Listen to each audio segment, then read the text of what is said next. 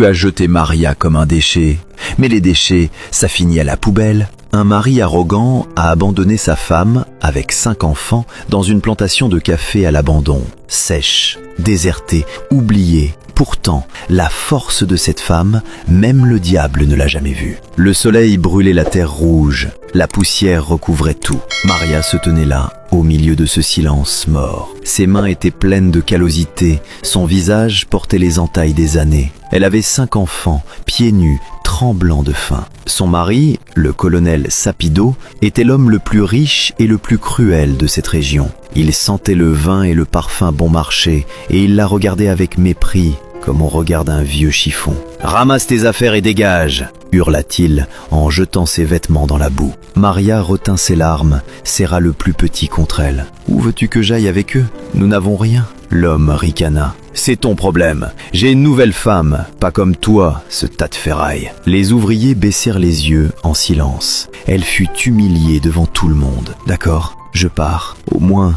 donne un sac de haricots aux enfants. » Le colonel cracha. « Même ton eau, je ne veux pas te la donner. Mais je suis clément. Je vais te montrer un chemin. Va dans cette vieille plantation de café morte. Les insectes ont tout détruit. Si tu arrives à survivre sur cette terre morte, tout l'argent sera pour toi. Mais je parie que tu ne tiendras pas une semaine. » Maria baissa la tête, rassembla ses haillons, prit la marmite cabossée et entraîna les enfants sous le soleil. À chaque pas, la poussière s'élevait et les enfants pleuraient de soif. Ils arrivèrent enfin sur place. La cabane n'avait pas de porte, le toit laissait passer le vent, le sol n'était que boue. Tout autour, des caféiers brûlés par le soleil. Pas de verre, pas de vie, comme la fin du monde. « Maman, on va vivre ici? J'ai peur. » Maria avala ses larmes et serra son foulard. « Oui, mon enfant, je le jure devant Dieu, je vais arracher notre survie à cette terre sèche. Sinon, je ne m'appelle pas Maria. » La nuit tomba.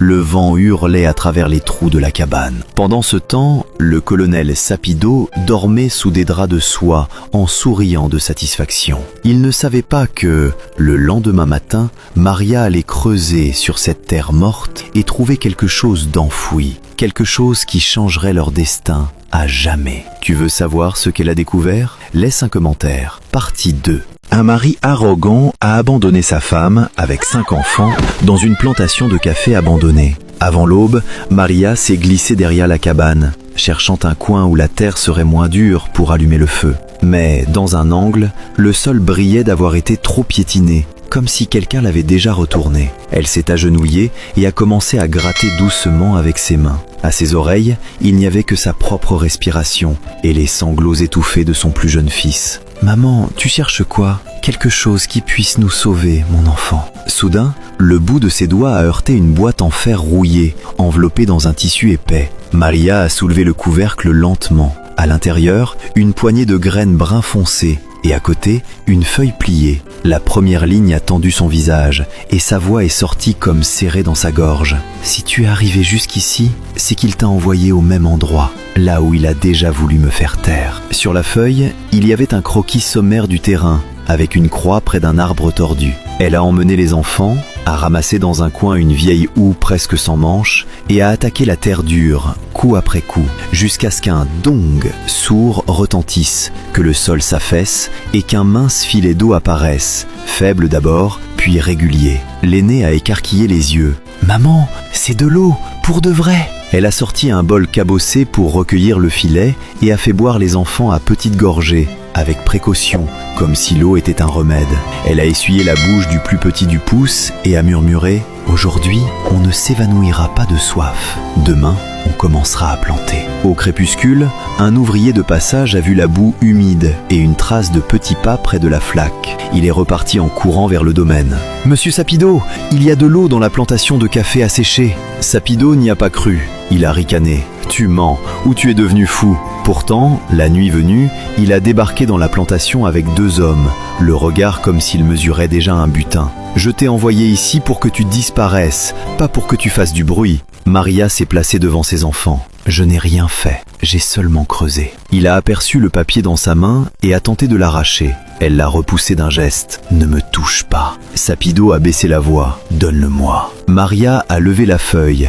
immobile, solide comme un clou planté dans la terre. Ici, il y a le nom de ton père. Et ici, il y a quelque chose que tu as caché pendant des années. Sapido s'est figé une seconde, et pendant cette seconde, il a eu l'air plus petit, comme un enfant qu'on vient de démasquer. Tu ne sais pas à qui tu te frottes. Je le sais, a-t-elle répondu, et c'est pour ça que je ne baisserai plus la tête. Alors, qu'est-ce qu'il y a écrit sur ce papier? Et que fera Sapido quand il comprendra qu'il peut tout perdre? Écrit, 3e partie. Donne-moi le papier, sinon je te fais disparaître toi aussi avec ses enfants. Dans la plantation de café, en pleine nuit, Sapido se tenait devant la cabane en ruine, à se battre pour le papier que Maria tenait. Cette feuille, Maria la serrait dans son poing, comme une bombe qui n'explose pas, mais qui peut quand même tuer. Tu crois qu'un vieux bout de papier peut me menacer? Sapido ricana. Pourtant, sa pomme d'Adam se mit à bouger, malgré lui. Maria ne recula pas. Elle baissa juste les yeux, déplia la feuille, et, sous la faible lumière de la lampe à huile, elle lut, mot après mot. Ce n'était pas une lettre d'amour, ce n'était pas un registre de comptes. Sur le papier, il y avait un nom, une date et un accident. Il y a 20 ans, le père de Sapido, ce propriétaire terrien connu pour sa bonté, n'était pas mort de maladie. Ce puits avait été creusé pour les ouvriers. Cette nuit-là, une femme avait découvert un livre de comptes. Un livre où était noté l'accaparement des terres, les impôts truqués et la vente clandestine des grains de café. Le lendemain, elle est tombée dans le puits. Son corps a été avalé par l'eau et le registre avalé par le feu. Et cette vieille plantation de café a subi les insectes, la malédiction et a été complètement condamnée. La dernière ligne était celle qu'elle avait laissée. Si tu lis ceci, c'est que, comme moi, il t'a jeté dans les terres mortes. L'eau est sous terre, et la vérité aussi.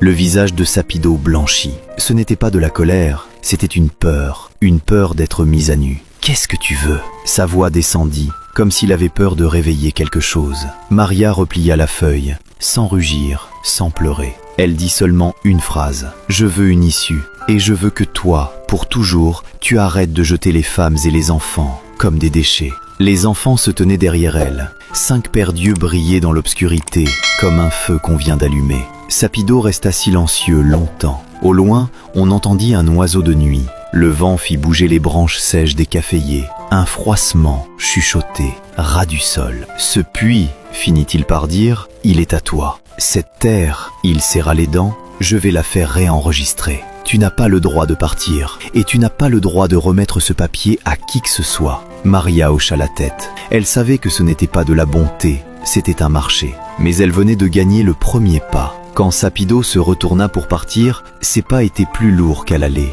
Il ne se retourna pas. Cette nuit-là, Maria s'assit au bord du puits et endormit les enfants, un par un. Dans l'obscurité, l'eau résonnait doucement, comme si la terre recommençait à respirer. Elle se murmura à elle-même. Il croit que c'est la fin, mais pour moi, c'est le début. Et au fond du domaine, Sapido, pour la première fois, ne dormit pas de la nuit.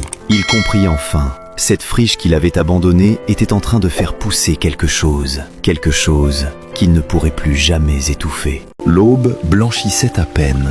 Maria glissa ce papier au plus profond de son corsage, puis, avec son fils aîné, suivit la carte du relief jusqu'à l'arbre au tronc tordu. Ils soulevèrent la terre. Une dalle apparut. En dessous, un 2e coffret en fer était caché. Une copie d'un vieux registre de comptes, un acte de propriété portant le sceau notarial de la ville et une lettre où le père de Sapido avouait de sa propre main la femme morte dans ce puits n'avait pas été victime d'un accident. C'est lui qui avait ordonné qu'on la pousse. Maria ne pleura pas. Elle replia la lettre et dit seulement aux enfants « Aujourd'hui, on ne mendie pas, on va demander justice. » À midi, elle entra à l'étude notariale de la ville en tenant ses 5 enfants par la main. Le registre, l'acte, la lettre, tout fut posé sur la table. Le visage du notaire se figea, comme s'il venait d'être aspergé d'eau glacée. Le soir, l'agent du fisc et le shérif arrivèrent au domaine avec des hommes. Sapido continuait de fanfaronner. « C'est une folle !»